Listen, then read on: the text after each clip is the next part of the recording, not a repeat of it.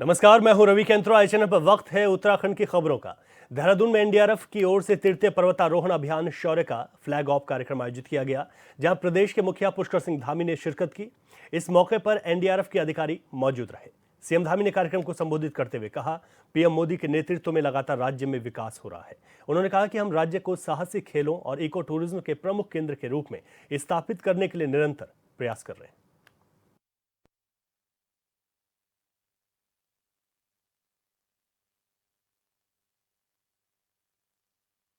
बहुत सारे हमारे विभिन्न विभिन्न विभागों के विभिन्न हमारे सशस्त्र बलों के जवानों की जो टुकड़ियों को रवाना किया था, तो वो हमारी जो टुकड़ियां हैं वो हमारा जो पहले इनको पहला गांव नहीं कहा जाता था, जो हमारे सीमावर्ती गांव होते थे उन गांवों को अंतिम गांव कहा जाता था। आदरणीय प्रधानमंत्री श्री नरेंद्र मोदी जी जब माड़ा गांव में आए थे 2022 में, 21 अक्टूबर 2022 को, उन्होंने माड़ा गांव से ही कहा था कि अब ये माड़ा गांव, जिसको भारत का अंतिम गांव कहा जाता है, यह भारत का अंतिम गांव नहीं होगा। ये माड़ा सहित जितने भी ऐसे गांव हैं वो भारत के अब पहले गांव के नाम से जाने जाएंगे। पहले गांव से नाम से उनकी जो भी सुविधाएं होंगी, जो भी अवस्थापनाएं होंगी, जो भी विकास के काम होंगे, पहले गांव के रूप में उनको प्राथमिकता दी जाएगी। ऐसे ही नेलांग और जतन गांव के लिए भी उस दिन टोलियों को रवाना किया था। आदरणीय प्रधानमंत्री जी के मार्गदर्शन से, उनके सहयोग से हमारे राज्य को साहसिक खेलों और इको टूरिज्म के प्रमुख केंद्र के रूप में स्थापित करने के लिए भी हम निरंतर प्रयास कर रहे हैं। इसमें अनेक साहसिक खेल हैं और इस बार मैं आपको बताऊं कि जहां हमने हमारे राज्य के अंदर 38वें राष्ट्रीय खेलों का आयोजन हुआ, 38वें राष्ट्रीय खेलों के आयोजन में हमारे टिहरी में और शिवपुरी में और शारदा और काली नदी, जो हमारी भारत नेपाल की सीमा बनाती है, एक बड़ा स्थान है। आप सब लोगों में से अगर किसी ने वहाँ कभी सेवा की हो तो जानते होंगे कि वो काली नदी ही जो है भारत और नेपाल की सीमा को निर्धारित करती है। पीयूष जी, सीमा के इस पार भारत और उस पार नेपाल। तो पहली बार एक रिकॉर्ड बना उस नदी पर रात में रिवर राफ्टिंग की, 38वें राष्ट्रीय खेलों की रिवर राफ्टिंग की प्रतियोगिता आयोजित की गई और ये भी जो है Guinness book of world record है। तो ऐसे अनेक साहसिक खेलों को हम लोग बढ़ावा देने के लिए काम कर रहे हैं, क्योंकि हमारे राज्य में साहसिक पर्यटन की अपार संभावनाएं विद्यमान हैं और इन संभावनाओं को पर्यटन के राष्ट्रीय और अंतर्राष्ट्रीय मानचित्र पर स्थापित करने के उद्देश्य से हमारी सरकार राज्य के विभिन्न क्षेत्रों में साहसिक जो खेल गतिविधियां हैं उन सभी को बढ़ावा दे रही है। वर्तमान में हम राज्य में angling, rafting, kayaking, trekking, paragliding, cycling और माउंटेनिंग जैसी साहसिक गतिविधियों को प्रोत्साहित करने के लिए विभिन्न कार्यक्रमों का आयोजन कर रहे हैं। जहां टिहरी झील में प्रतिवर्ष टिहरी वाटर स्पोर्ट्स कप का आयोजन कर रहे हैं, वहीं नयार नदी के आसपास नयार महोत्सव द्वारा विभिन्न साहसिक गतिविधियों का भी आयोजन किया जा रहा है।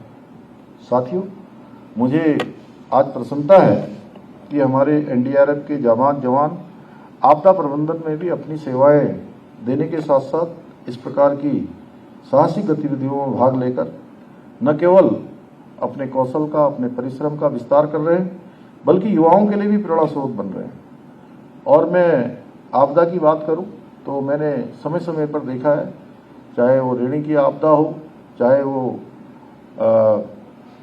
माड़ा की आपदा हो, अभी माड़ा का एवलॉन्च हो, या 2023 में सिलकेरा टनल की आपदा हो, या किसी समय भी चाहे कोई अतिवृष्टि हो, लैंडस्लाइड हो, हर समय हमारे एसडीआरएफ के साथ एनडीआरएफ के जवान भी मुझे हर स्थान पर, क्योंकि मैं भी जहाँ भी आपदा आती है, आप तो खैर उस आपदा को बचाव करने वाले, वहाँ पर त्वरित रूप से रिस्पॉन्ड करने वाले लोग हैं, लेकिन मेरी भी कोशिश रहती है मैं भी ग्राउंड जीरो पर पहुंचूं और आप में से अधिकतर लोग, क्यों गंभीर जी, अक्सर हम लोग जो है आप सब लोगों के बीच में समय समय पर मैं मिलता रहा हूँ, इसलिए मैं आप सबको उसके लिए भी बहुत बधाई देता हूँ।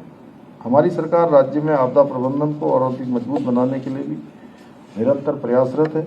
हमारी सरकार इसके लिए जहाँ SDRF को सभी आवश्यक संसाधनों, अत्याधुनिक उपकरणों और नवीनतम तकनीकी से सुसज्जित कर रही है, वहीं जवानों को आधुनिक एवं तकनीकी रूप से दक्ष बनाने के लिए भी प्रशिक्षण केंद्रों की स्थापना कर रही है। इस दिशा में SDRF और पुणे की इंडियन रेस्क्यू एकेडमी के बीच एक महत्वपूर्ण समझौता भी किया गया है। इतना ही नहीं, हाल ही में केंद्र सरकार के सहयोग से हमारी सरकार ने उत्तराखंड डिजास्टर प्रिपेयर्डनेस एवं रेजिलिएंट प्रोजेक्ट योजना को भी मंजूरी प्रदान की है, जिसके अंतर्गत लगभग 1480 करोड़ रुपए की राशि का आपदा प्रबंधन तंत्र को मजबूत करने के लिए स्वीकृति प्रदान की गई है। ये सभी प्रयास न केवल हमारे राज्य को आपदा प्रबंधन के क्षेत्र में और अधिक मजबूती प्रदान करेंगे या सक्षम बनाएंगे, बल्कि राज्य के नागरिकों को और राज्य के नागरिकों के साथ साथ पूरे देश दुनिया से आने वाले हमारे यहाँ तीर्थयात्री, श्रद्धालु, पर्यटक जो आते हैं, उनकी सुरक्षा सुनिश्चित करने में भी बहुत महत्वपूर्ण भूमिका निभाएंगे। भाइयों बहनों, हमारी सरकार उत्तराखंड को देश का अग्रणी राज्य बनाने का जो हमारा विकल्प रही संकल्प है, उस संकल्प को पूरा करने के लिए निरंतर कार्य कर रही है। मुझे विश्वास है कि हमारे इस संकल्प को साकार करने में आप सभी इसी प्रकार से अपना आगे भी योगदान देते रहेंगे। हम सब मिलकर उत्तराखंड को वैश्विक पटल पर एक विशिष्ट पर्यटक स्थल के रूप में। अल्मोड़ा हंगामे के बीच प्रभारी मंत्री धन सिंह रावत ने 74.75 करोड़ का जिला योजना का परिव्यय बजट स्वीकृत किया। इस दौरान कैबिनेट मंत्री डॉक्टर धन सिंह रावत ने विभागवार योजनाओं की समीक्षा की। अधिकारियों को निर्देश किया कि विकास कार्यों की गुणवत्ता और पारदर्शिता का ध्यान रखें, स्वास्थ्य, शिक्षा और सड़क पर गंभीरता से काम करें। वहीं उन्होंने अधिकारियों को निर्देश दिए हैं कि 2 सप्ताह के भीतर विधानसभा क्षेत्र के विधायकों योजनाओं सम्मिलित कर विकास कार्य को गति दी जाए।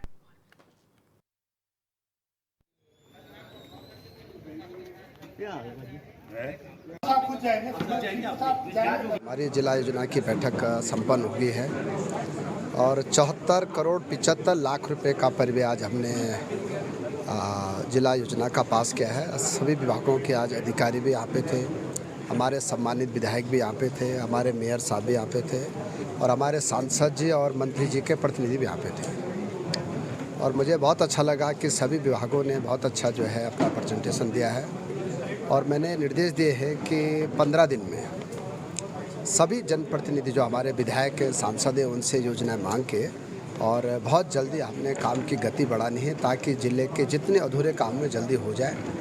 और इस बार कुछ नए प्रयोग कर रहे हैं। इसमें ये भी कर रहे हैं कि हर ब्लॉक में एक एक बहुत क्लस्टर स्कूल बना रहे हैं, बहुत अच्छा।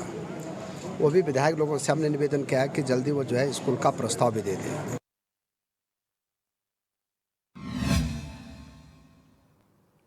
हरीश रावत ने बीजेपी सरकार पर शराब बिक्री को बढ़ावा देने का आरोप लगाया। हरीश रावत ने कहा कि हमने काफल की जैविक और औषधीय गुण के बारे में बताया तो सरकार ने टेट्रा पैक में कच्ची शराब बेचने का काम किया। हरीश रावत ने सरकार पर तंज कसते हुए कहा कि हमने माल्टा के गुणों का वर्णन किया ताकि माल्टा उत्पादन में फायदा हो सके, लेकिन बीजेपी सरकार ने माल्टा के नाम से शराब चला दी। रावत ने कहा कि हमने नींबू के गुण औषधि का प्रचार किया तो सरकार ने नींबू के नाम से शराब शुरू कर दी। हरीश रावत के आरोपों पर बीजेपी विधायक विनोद चमोली ने पलटवार किया है। विनोद चमोली ने कहा कि हरीश रावत राजनीतिक लाभ लेने के लिए इस तरह के बयान देते हैं।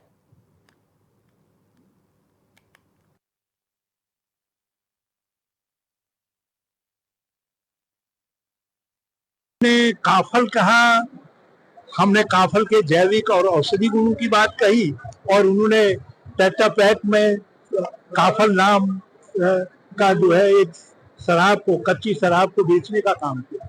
हमने माल्टा के गुणों का वर्णन किया ताकि माल्टा उत्पादकों को फायदा मिल सके, उन्होंने माल्टा के नाम से शराब चला दी। हमने नींबू की जैविकी और औषधि गुणों का प्रचार किया, भाजपा के लोगों ने नींबू नाम से शराब चला दी और टेट्रा पैक में बिकवा रहे हैं। तो ये भाजपा की रंगत में, उनकी सोच में और हमारी सोच का अंतर है। हम इन चीजों को जैविकी गुणों के कारण, औषधि गुणों के कारण देश और दुनिया के सामने लेकर के जाना चाहते हैं, और भाजपा उनका उन नाम का दुरुपयोग करके उससे शराब का बिजनेस करना चाहते हैं। खेती के क्षेत्र में हम लोग 80% तक बागवानी पे सब्सिडी दे रहे हैं। हम कृषि के क्षेत्र में हम लोग कीवी पर काम कर रहे हैं, हम लोग सेब पर काम कर रहे हैं, मिलेट्स पर काम कर रहे हैं।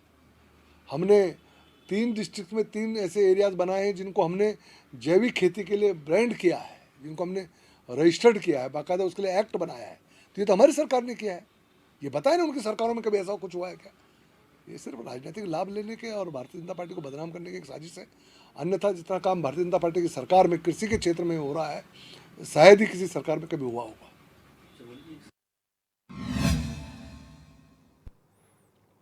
उत्तराखंड में हाल फिलहाल में कई जगहों पर जल आपूर्ति को लेकर समस्याएं सामने आने लगी हैं, जिसको लेकर लोगों का विरोध भी देखा जा रहा है। सोशल मीडिया से लेकर सड़क तक लोग कॉलोनी में पानी न आने को लेकर सवाल उठा रहे हैं। इन्हीं सब सवालों को लेकर उत्तराखंड जल संस्थान के महाप्रबंधक इंजीनियर डीके सिंह से HNN संवाददाता योगेश आर्य ने खास बातचीत की है। दिखाते हैं आपको। हमारे साथ बातचीत करने के लिए जल संस्थान के महाप्रबंधक इंजीनियर डीके सिंह जी हैं। उनसे बातचीत करेंगे तमाम जल आपूर्ति को लेकर जो विषय आजकल चल रहे हैं उनको लेकर के। सर बहुत बहुत स्वागत है चैनल पर आपका। बहुत बहुत शुक्रिया आपका। सर देखा जाए तो जल को लेकर के आपूर्ति को लेकर लगातार समस्या बढ़ रही है, क्योंकि जिस तरह से गर्मी बढ़ रही है उस तरह से आपके सामने भी काफ़ी चुनौतियाँ सामने आ रही हैं। कैसे देखते हैं चुनौतियों को? चुनौतियाँ बिल्कुल नहीं है। हाँ, पिछले साल चुनौतियाँ थी, इस साल तो काफ़ी राहत है। और चुनौतियाँ यदि हैं तो फिर इस तरीके की हैं कि कई डिपार्टमेंट जो काम कर रहे हैं पानी के क्षेत्र में, सीवरेज के क्षेत्र में, कई एजेंसीज़, डिपार्टमेंट नहीं कहेंगे, और गैस पाइपलाइन का काम चल रहा है, तो जो इससे जो डैमेज हो रहा है उसकी वजह से दिक्कतें आ रही हैं। प्राय मैंने ऐसा देखा, मेरे सामने इस साल इस प्रकार की दिक्कतें रही हैं कि गैस पाइपलाइन वाले लोग या UUSDA से जो बना रहे हैं पेयजल और सीवरेज की योजना है, या उत्तराखंड पेयजल निगम से जो निर्माण हो रहा है, उनमें थोड़ी समन्वय का अभाव होने के कारण ऐसा रहा है। हम जब ये जो काम होते हैं, जितने भी होते हैं, सब रात में होते हैं, तो हमने अभी अपने एक्शंस को कहा है कि रात में एक प्रतिनिधि एक एजेंसीज के साथ में लगा दीजिए परमानेंट, ताकि रात में वो व्यक्ति उनके काम कराते समय साथ में रहे और उनको बता दे कि खुदाई कहाँ पर करनी है, आपको कहाँ नहीं करनी है। तो मुझे लगता है कि इसमें कमी आएगी इस प्रॉब्लम में। और अब ये हमने एग्जीक्यूटिव इंजीनियर्स को कह दिया है कि, और एजेंसी से बात की है कि अच्छा समन्वय ही हमारे जो उपभोक्ता हैं उनकी परेशानी कम कर सकता है। काम तो होने हैं विकास के, परंतु इस प्रकार का विकास ठीक नहीं है कि जो उपलब्ध यूटिलिटी है उसको प्रॉब्लम में डाल दें। बिल्कुल, आपने कहा कि जल संस्था का जो काम है वो लगातार बाधित होता है इन संस्थाओं की वजह से जब वो अपना काम करते हैं। ऐसे में जल जो है वो दिनचर्या का एक मेन हिस्सा है। अपर राजीव नगर की बात करी जाए या कई इलाकों की ग्रामीण क्षेत्रों की बात की जाए तो कई जगह से ऐसे विरोध देखने को मिले जहाँ पर जल नहीं था। कुछ लोग विधायकों का घेराव किया तो कुछ लोग नेहरू कॉलोनी में कल देखने को मिले। आप कैसे देखते हैं? लोगों की मूलभूत सुविधाएँ हैं और ऐसे में जब इनके सामने समस्याएँ आती हैं तो आपके सामने तो ये बड़ी चुनौती होगी। देखिए, मैं स्पष्ट बता दूं, इंजीनियर्स अगर सेंसिटिव तरीके से इन चीज़ों को देखते हैं और देख रहे हैं तो इस प्रकार की समस्या नहीं आएंगी, ऐसा नहीं बोलता, लेकिन बहुत कम होंगी बहुत कम होंगी। और पिछले साल से गत वर्ष से इस साल समस्याएं कम हुई हैं। हमने इन गर्मी आने से पहले ही अपने इंजीनियर्स को बोल दिया था, कह दिया था, निर्देशित कर दिया था कि भाई आप लोग जो भी आपके बॉटलनेक हैं उनको हमें बताइए, और उस पर पूरे पिछले साल 9 महीने हमने काम किया, गत वर्ष की गर्मी को दृष्टिगत करते हुए। इसी वजह से इस साल थोड़ी समस्या कम है।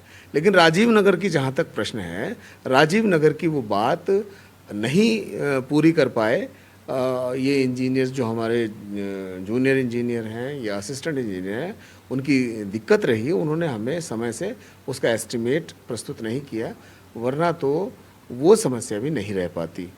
लेकिन उसका अभी एक समाधान निकाला है, हमने एक अंतर संयोजन किया है लाइन से, ताकि उनको प्रॉपर प्रेशर मिल सके।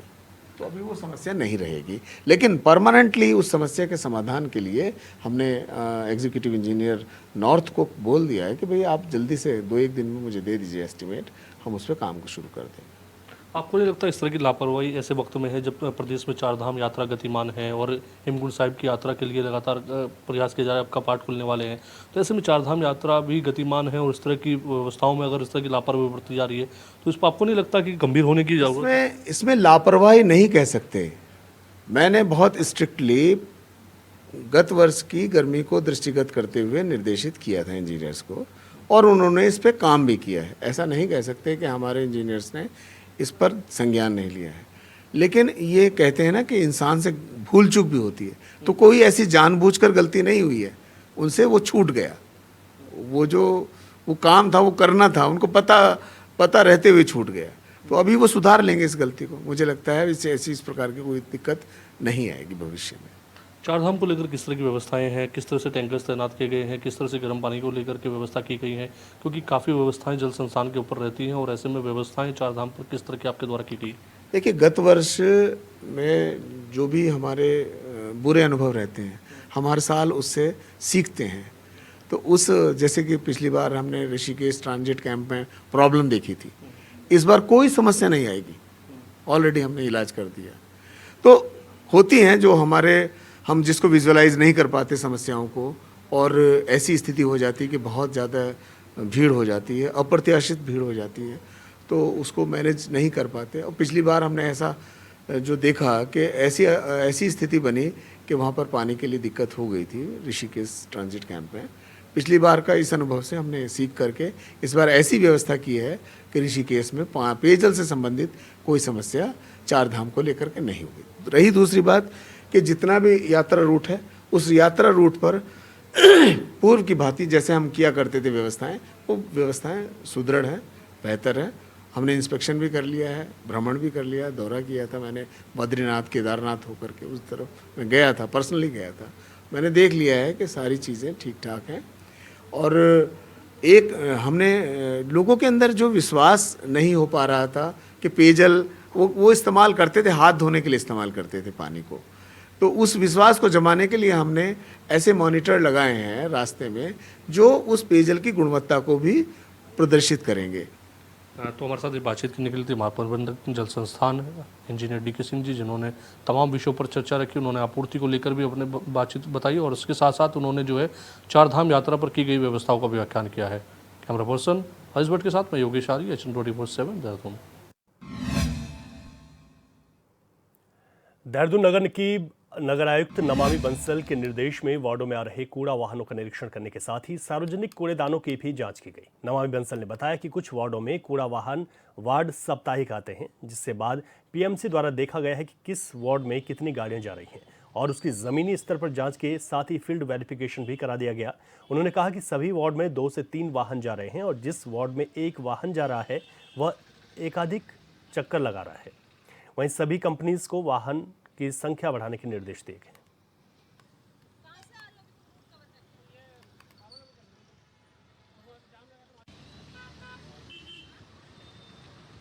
देखिए, ऐसा एक समाचार पत्र में छापा गया था कि कूड़ा उठान के वाहन सप्ताह भर में भी नहीं जा रहे हैं, तो उसी की ग्राउंड रियलिटी चेक की गई है। जो हमारी PMCs मॉनिटर करती हैं door to door waste collection को, उनके द्वारा जो प्रॉपर सुबह आज निरीक्षण करके देखा गया कि किस वार्ड में कितने वाहन गए हैं और उसका वेरिफिकेशन फील्ड पे आज किया गया है। साथ ही साथ कंपनीज को निर्देश भी दिए गए हैं कि वाहनों को बढ़ाया जाए। सभी वार्ड्स में वर्तमान में व्हीकल्स जा रहे हैं, अधिकतर में 2 से 3 वाहन जा रहे हैं और किसी वार्ड्स में 1 वाहन भी जा रहा है, जो कि मल्टीपल राउंड्स लेता है, जिनको हमने अपने ट्रांसफर स्टेशंस के पास लोकेट किया है, ऐसे चिन्हीकरण किया है। तो प्रयास ये किया जा रहा है कि और भी जो हमारे कमर्शियल का, क्योंकि काफ़ी ज़्यादा heavy waste collection, bulk waste collection रहता है, तो उस बल्क वेस्ट कलेक्शन के लिए हम एडिशनल व्हीकल्स डिप्लॉय करते हुए उसको पूरी तरह से सेपरेट कर दें और सारे जो हमारे अभी D2D में व्हीकल्स लगे वो डेडिकेटेडली हाउस होल्ड्स को कवर कर सकें। कर्णप्रयाग में नशे के खिलाफ चलाए जा रहे अभियान के तहत कर्णप्रयाग थाना पुलिस को सफलता हासिल हुई। पुलिस और SOG की संयुक्त टीम ने सिमली रोड जखेड़ गदेरे के पास 6.23 ग्राम स्मैक के साथ एक युवक को गिरफ्तार किया। युवक के पास से बरामद मोटरसाइकिल भी सीज की गई है।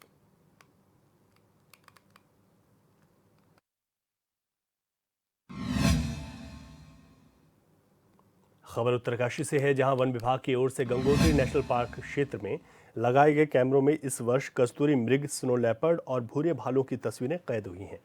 वहीं इसके साथ ही भरड़ भी झुंड में देखी गई है। इससे पार्क प्रशासन उत्साहित नजर आ रहा है। अधिकारियों का कहना है कि ये तस्वीरें पार्क क्षेत्र में सुरक्षित पर्यावरणीय और पारिस्थितिक तंत्र की ओर संकेत देती हैं। गंगोत्री नेशनल पार्क को दुर्लभ वन्य जीवों का घर कहा जाता है। विश्व की सबसे दुर्लभ प्रजाति में शामिल वन्य जीव गंगोत्री ग्लेशियर, केदारताल और भारत चीन अंतर्राष्ट्रीय सीमा पर नेलांग, जादुंग घाटी में पाए जाते हैं।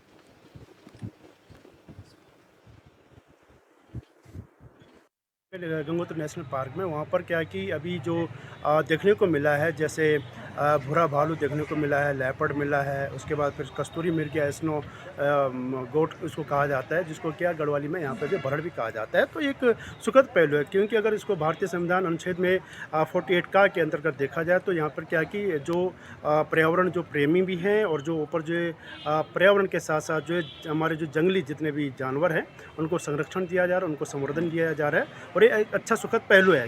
देखिए, गंगोत्री नेशनल पार्क में मुख्यतः जो हमारे कैमरा ट्रैप्स लगे थे, इस बार तो कैमरा ट्रैप्स में snow leopard, brown bear, leopard cat, musk deer, bharal, ये सब जानवर हमारे उसमें कैप्चर हुए हैं और रेड फॉक्स भी बल्कि कैप्चर हुई है।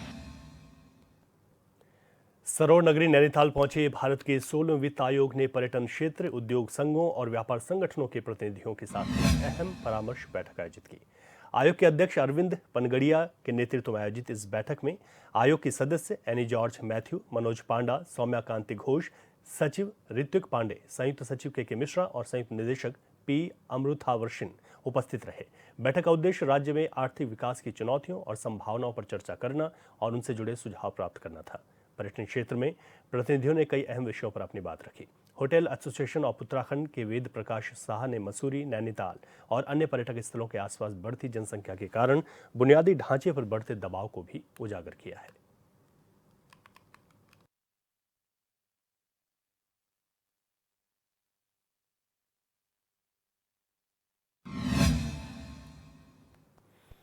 हरिद्वार के पथरी थाने का एसएसपी परमिंदर सिंह डोभाल ने वार्षिक निरीक्षण किया, जहां उन्होंने थाना परिसर की व्यवस्थाओं से लेकर तकनीकी सुविधाओं तक का गहन मूल्यांकन किया। निरीक्षण के दौरान एसएसपी ने साफ सफाई, भवन की स्थिति, रिकॉर्ड्स में रखरखाव और अभिलेखों की समय से एंट्री पर विशेष ध्यान दिया।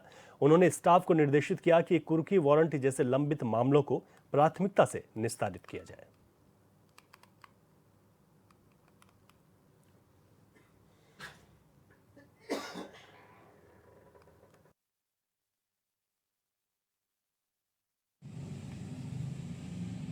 देखिए, मैंने इसमें इनको बोला है जो हमारे थाने में जो पीएनटी फ़ोन है, जो टेलीफोन है, उनको उसका उपयोग किया जाना चाहिए और उसका जो मेरे को यहाँ पर आकर भी पता लगा कि वो नहीं चल रहा है, इस संबंध में मैंने इनको आवश्यक निर्देश दिए हैं। साथ में मैं उम्मीद करता हूँ कि अगले 2-3 दिन के अंदर यहाँ पर फ़ोन जो है अवेलेबल हो जाएगा। तो महिला टैक्स का निरीक्षण किया गया अभी? नहीं, महिला टैक्स का क्योंकि माननीय सांसद महोदय के उससे ये बनाया गया है, उसका उद्घाटन भी उन्हीं के स्तर से किया जाएगा।